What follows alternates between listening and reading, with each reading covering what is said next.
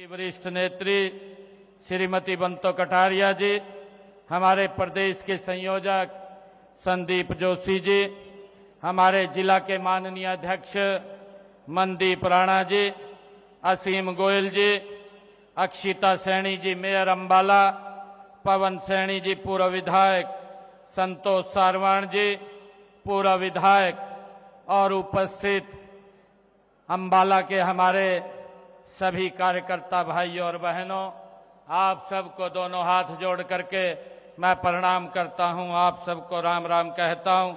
एक जोरदार जयकारे के साथ वाहेगुरु जी दा खालसा, वाहेगुरु जी दी फतेह। साथियों, आज हम सब एक ऐसे महापुरुष को स्मरण करने यहाँ एकत्र आए हैं जो केवल एक व्यक्ति नहीं थे, वे एक विचार थे, वो एक संकल्प थे। साथियों, वे ऐसे योग पुरुष थे जिन्होंने अपना पूरा संपूर्ण जीवन राष्ट्र की एकता, अखंडता और स्वाभिमान के लिए साथियों समर्पित कर दिया।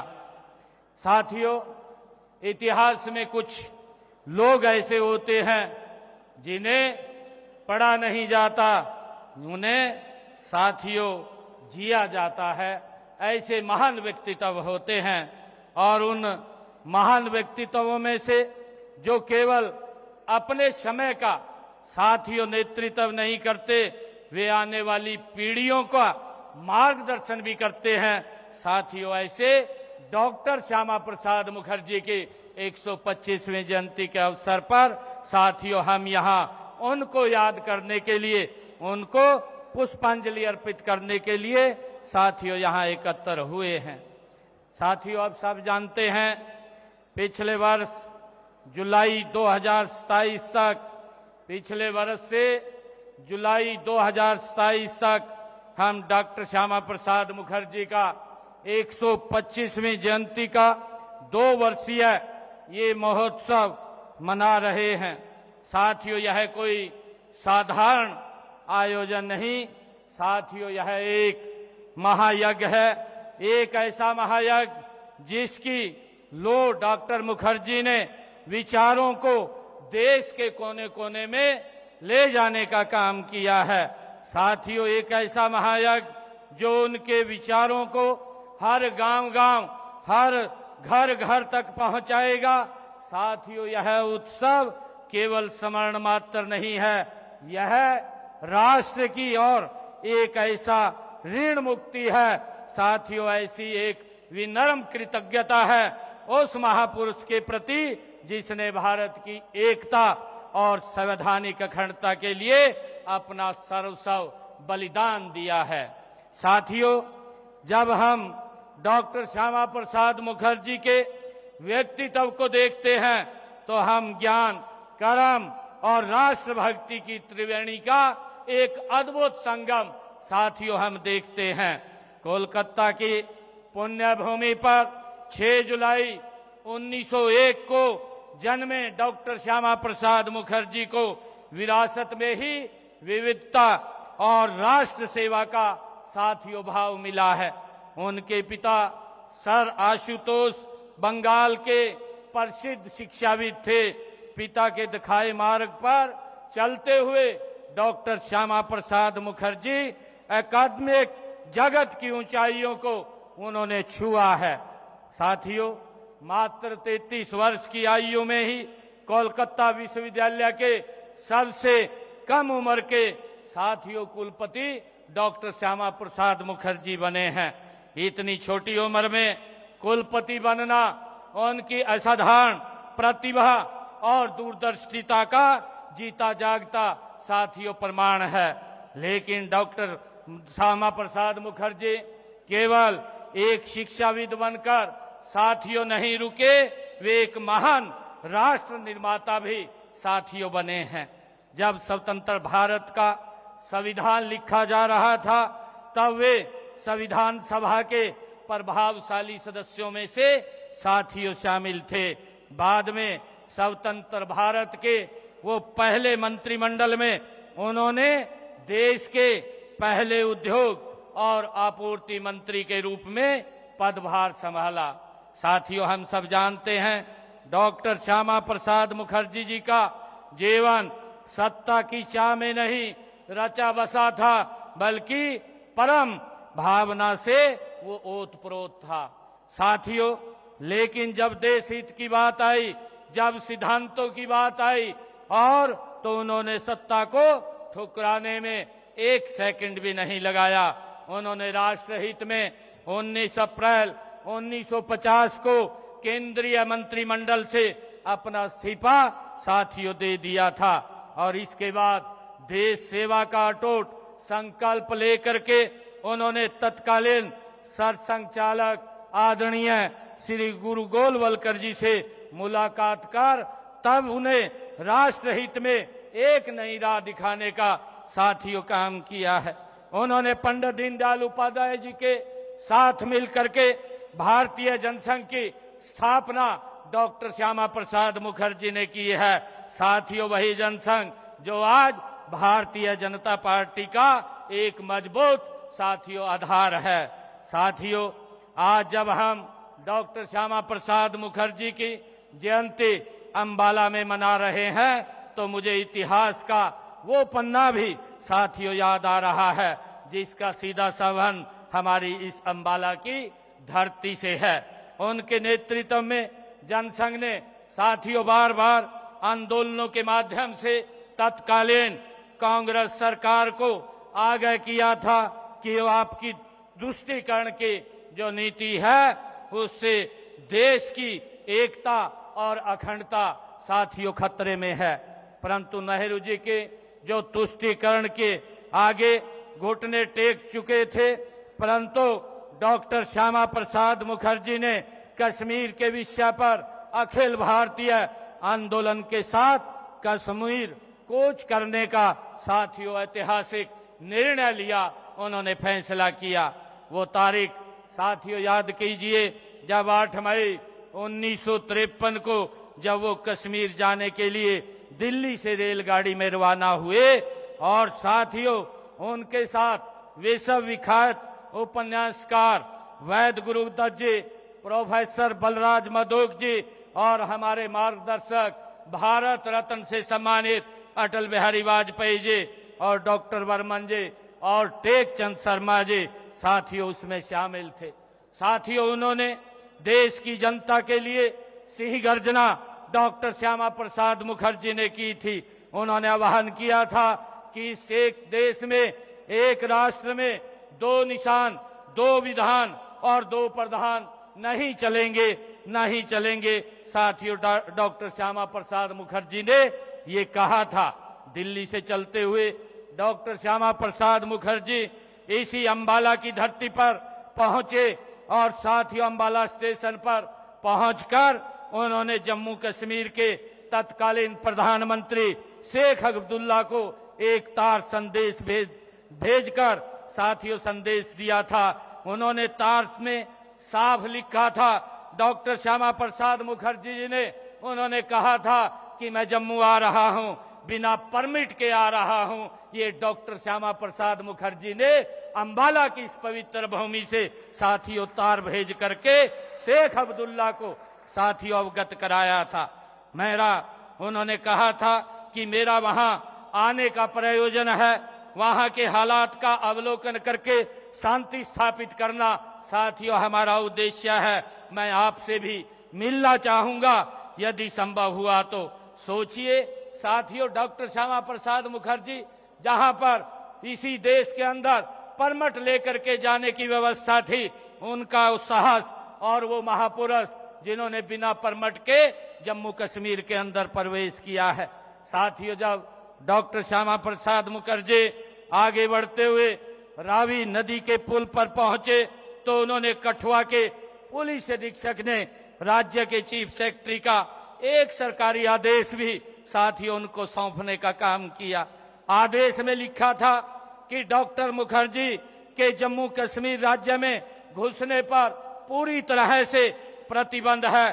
परंतु साथियों, डॉक्टर श्यामा प्रसाद मुखर्जी जो इस भारत मां के लाल, जिनके अंदर एक देश प्रेम की भावना अखंड भारत की भावना साथियों बड़ी हुई थी। उन्होंने एक शेर की दहाड़ रखने वाले डॉक्टर श्यामा प्रसाद मुखर्जी ने दो टूक शब्दों में कहा कि मैं राज्य में प्रवेश करने के लिए कटिबद्ध हूं। मित्रों, जरा आप सोचिए कि वो कैसे विकट हालात थे, जहां अपने ही एक हिस्से में जाने के लिए अपने ही नागरिकों को साथियों परमिट लेना पड़ता था। वो किस प्रकार की स्थिति थी, परंतु डॉक्टर श्यामा प्रसाद मुखर्जी भारत माता के सच्चे लाल थे। वे उन गलत आदेशों को न मानते हुए बिना किसी परमिट के जम्मू कश्मीर में साथियों प्रवेश कर गए, दाखिल हो गए। यह सिर्फ साथियों एक कदम नहीं था। तो डॉक्टर श्यामा प्रसाद मुखर्जी की जयंती आज पूरे देश में मनाई जा रही है और इसी पर मुख्यमंत्री नायब सिंह सैनी संबोधित कर रहे हैं। आगे बढ़ेंगे, बात करेंगे प्रधानमंत्री नरेंद्र मोदी की, जो हरियाणा दौरे पर रहने वाले हैं। 17 जुलाई को हरियाणा आएंगे प्रधानमंत्री नरेंद्र मोदी। देश की पहली हाइड्रोजन ट्रेन को हरी झंडी दिखाएंगे। जींद से हाइड्रोजन ट्रेन को रवाना किया जाएगा। खुद प्रधानमंत्री नरेंद्र मोदी इस ट्रेन को हरी झंडी दिखाकर जींद से रवाना करेंगे। इसके साथ ही जींद रेलवे स्टेशन के नवीनीकरण का भी उद्घाटन किया जाएगा। प्रधानमंत्री नरेंद्र मोदी मेडिकल कॉलेज का दौरा भी करेंगे, लोकार्पण भी करेंगे, विशाल रैली को भी संबोधित करेंगे। और इन तैयारियों को लेकर प्रधानमंत्री नरेंद्र मोदी के आने को लेकर, तैयारियों को लेकर आज मुख्यमंत्री नायब सिंह सैनी समीक्षा बैठक भी कर रहे हैं। बुलेटिन में अब जिक्र करेंगे रेवाड़ी का, जहां रिटायर्ड सूबेदार के घर पर भीषण धमाका होता है। जोरदार धमाके में 6 लोग गंभीर रूप से जख्मी हो गए हैं, झुलस गए हैं। इन घायलों में 2 साल की एक मासूम भी शामिल है। हादसे में रिटायर्ड सूबेदार की बेटी और पत्नी भी झुलसी है। जानकारी के मुताबिक रिटायर्ड सूबेदार की बेटी तनु की नवंबर में शादी होनी थी, जो इस हादसे में झुलस चुकी हैं। घायलों में एक सीआरपीएफ का जवान भी शामिल है। धमाके के कारणों की जांच की जा रही है। किस वजह से ये धमाका हुआ ये साफ नहीं हो पाया है, लेकिन बताया जा रहा है कि धमाका इतना जोरदार था कि लोहे की जो ग्रिल्स थी वो भी बेंड हो गई हैं, दरवाजा उखड़ गया है, शीशे टूट चुके हैं खिड़कियों के। और अब जो है जांच की जा रही है कि संभावित गैस लीकेज हो, उसको भी जांच की जा रही है। अलग अलग पहलुओं से पूरे धमाके के कारणों की जांच की जा रही है, किस वजह से ये धमाका होता है। जो घायल हैं फिलहाल उनको प्राथमिक उपचार के बाद हायर सेंटर भेज दिया गया है।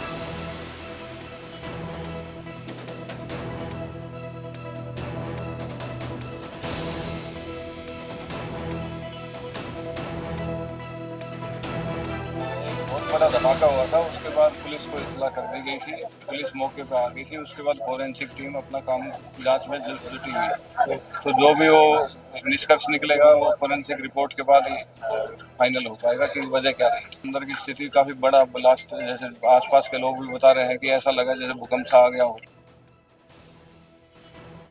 अब जिक्र करेंगे सोनीपत का। सोनीपत के कुंडली बॉर्डर पर उस वक्त अफरा तफरी मच गई जब प्रेम प्रसंग के आहत एक युवक ने 220 केवी के करीब 72 फीट ऊंचे हाई वोल्टेज टावर पर चढ़ गया। दरअसल युवक जो है, बताया जा रहा है कि युवक अपनी प्रेमिका के पिता के पास शादी का प्रस्ताव लेकर गया था, लेकिन उन्होंने रिश्ता ठुकरा दिया, जिस बात से युवक आहत हो उठता है और फिर यह घातक कदम उठाता है। 220 केवी के हाई वोल्टेज टावर पर चढ़ जाता है।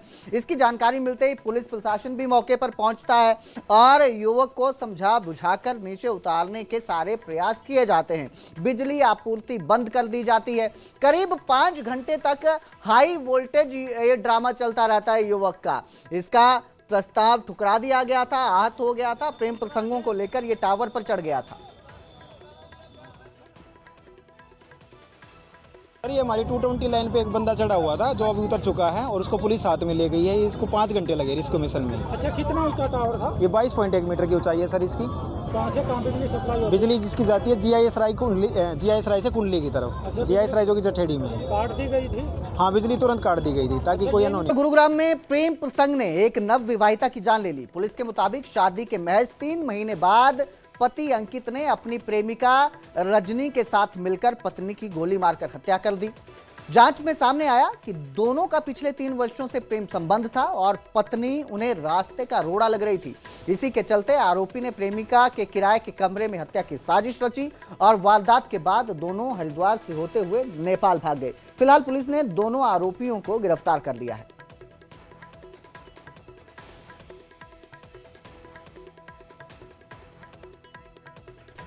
बुलेटिन में अब बात करेंगे कुरुक्षेत्र के पिहोवा की। कुरुक्षेत्र के पिहोवा निवासी संजीव कुमार ने अपनी पत्नी और ससुराल पक्ष पर गंभीर आरोप लगाए हैं। संजीव का कहना है कि साल 2022 में इंटरकास्ट विवाह के बाद पत्नी ऑस्ट्रेलिया चली गई और जल्द बुलाने का भरोसा दिया, लेकिन 4 साल बाद भी वापस नहीं आई। पीड़ित का दावा है कि पत्नी को विदेश भेजने के लिए उसने अपनी बेकरी बेच दी, भारी कर्जा लिया और करीब 34 लाख रुपए पे अब जो है नुकसान हो गया है उसका, वो खर्च कर दिए हैं। उसका आरोप है कि अब पत्नी के साथ रहने से इनकार कर दिया है और वो जो है अब इस मामले को लेकर संबंधित अधिकारियों से शिकायत कर रहा है, निष्पक्ष जांच और कानूनी कार्रवाई की मांग कर रहा है।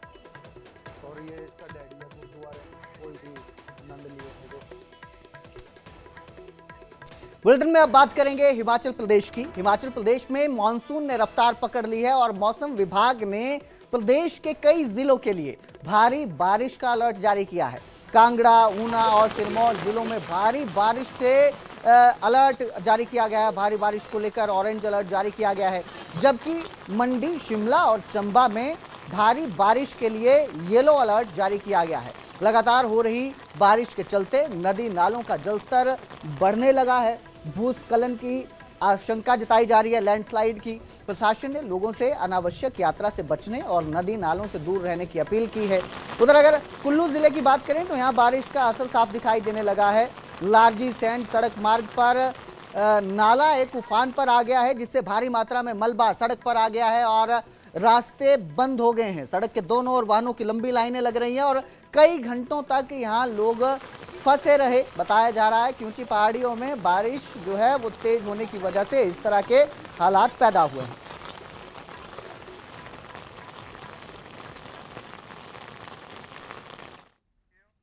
तो फिलहाल इस बुलेटिन में इतना ही। बाकी की खबरों के लिए आप देखते रहिए न्यूज़ 18 पंजाब, हरियाणा, हिमाचल।